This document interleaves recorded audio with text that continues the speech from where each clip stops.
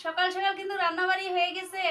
কি রান্না করছি আপনাদের দেখানোর জন্য সবকিছু রেডি করে বসি। আপনারা কিন্তু অবশ্যই দেখবেন কি রান্না করছি।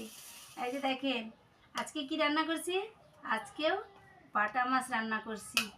এই যে দেখেন বাটা মাছ দেখছেন।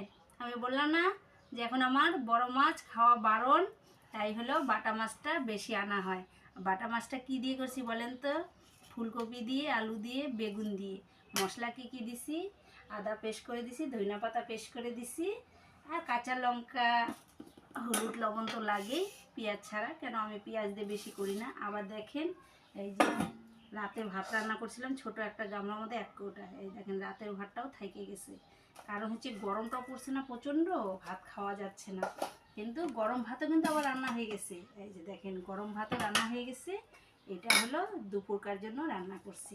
এখন তো এই ভাতটাই খাবো আর গরম ভাতটা রেখে দিব।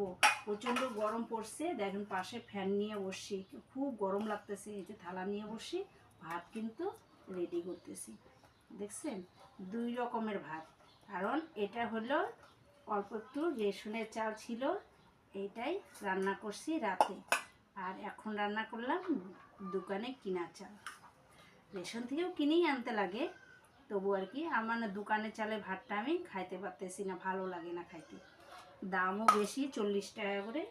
আমার রেশনের চাল খাইয়ে খেয়ে অভ্যাস না, আমার রেশনের চালের ভাতই ভালো লাগে। এই জন্য ভাবলাম যে রাত্রে অল্প রেশনের চাল ছিল, ওটাই রান্না করছি, ওটাই খাবো এখন। আমার ভিডিওটা ভালো লাগলে লাইক শেয়ার কমেন্ট অবশ্যই করবো, ফলো করতে ভুলো না, ফলোটা একটু বেশি বেশি করবে।